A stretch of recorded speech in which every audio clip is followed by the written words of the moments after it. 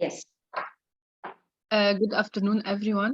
Thank you for joining us for this workshop for Women in Engineering, funded by IEEE CAS. We have looked at several interviews and we knew how much women struggle in their academic life. So this is a very good chance. Our guest speaker today is Dr. Mary Faisal. She has a BSc in pharmacy from Helwan University. She also has an MBA in marketing from the Arab Academy for Science, Technology, and Marine Transport.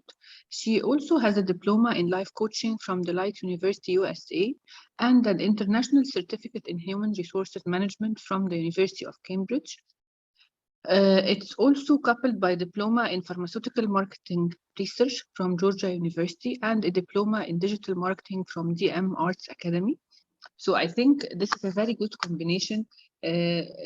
She is currently working as a life coach and she has a full-time job. So she will be able to answer some of the challenges that were faced by women through our interview.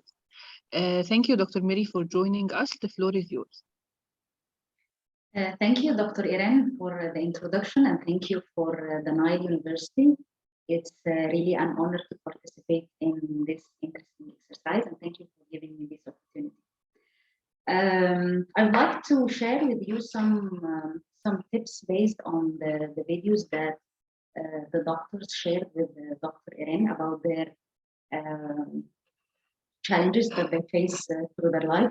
The stories are really very inspiring, and it reflects a real effort put from these ladies to make the balance between life and their passion and following their passion.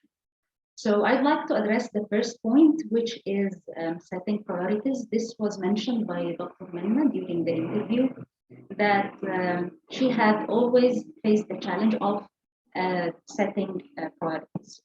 So let me share with you a graph on the relation between the importance and urgency of the tasks. So if we look at this,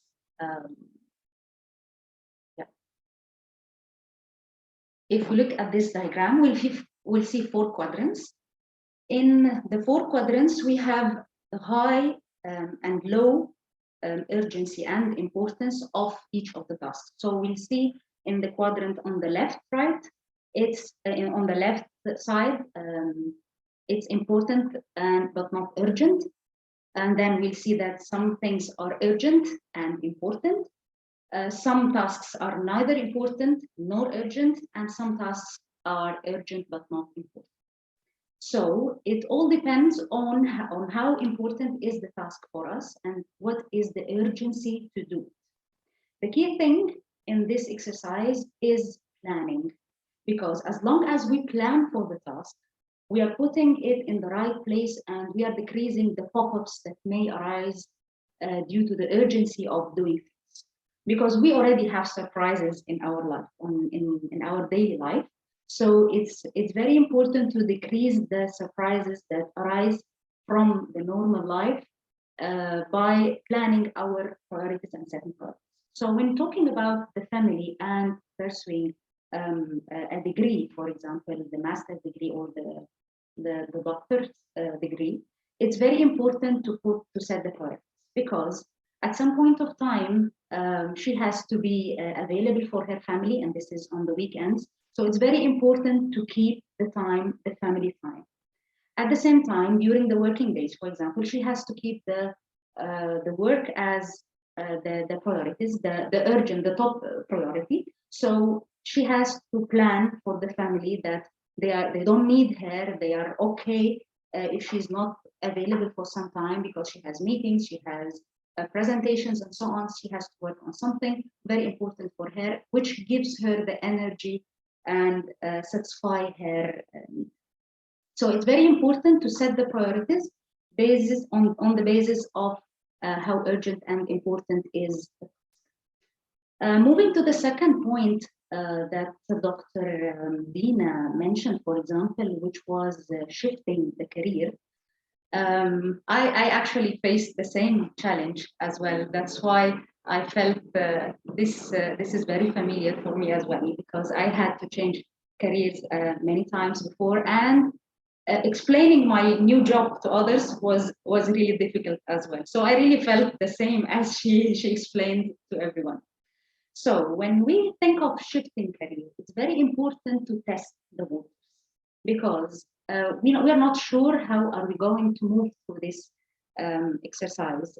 We are not sure how suitable is this career shift for us. So we need to test it. We need to make some studies maybe at some time. Maybe we can have some freelancing or part-time job if possible. For some jobs, it's really possible to have a side job, to have it as a side job, just to make sure that, yes, this is convenient, this is matching with our passion, and this is really a successful story and the right track to move on to for the time being. So it's really very important to study it well and to make sure that the steps are smooth and confident at the same time, to make sure that it is as smooth as possible. The other thing that I'd like to talk about is leaving the comfort zone. We had Dr. Nesma talking about leaving home and traveling to the UK to pursue her master's degree, I believe. So she had to leave her comfort zone. And leaving the comfort zone means that we may have some fears, we may have some hesitation about what are we facing. We'll be living in a new country, in new circumstances, a new environment, and so on. So she had to look for things to make her comfortable, to make sure that she is okay working away from home, she's okay living away from the family and everything. When pursuing a new career or going out of the comfort zone, we need to look at something very important, which is the circle of influence. What will decrease our comfort, discourage, is that we may have some concerns. Let us put it in the blue cycle, if you can see the diagram here. So the blue cycle is the circle of concerns. In the circle of concerns, we put all the things, all the fears, all the question marks that we have, all the surprises that we are expecting, whatever concerns we have for this move. And then we start to think about what can be under control. So maybe the language is under control. There is no language barrier, for example. Or the friends barrier is okay because I have some relatives or I have a friend living nearby, for example. So I start to put all the fears that are under control in the circle, the purple circle that we draw in the middle, and we put all the concerns that we can manage, that we can control in this area. So we'll be left with a circle of influence, the yellow circle, which is the tasks or the things that we need to influence. Let's have an example, a real life example on this exercise, which is the COVID-19. We are all living different circumstances currently, and we are putting the COVID-19 in the circle of concerns. We have vaccination. We're not sure which one to take and which one is the best. We are not sure about the side effects. We need to wear masks. We are not sure how we are going to travel everywhere. We're not sure how to deal with people. So we have some fears and we have concerns and we have a lot of hesitation about the situation that we are going through.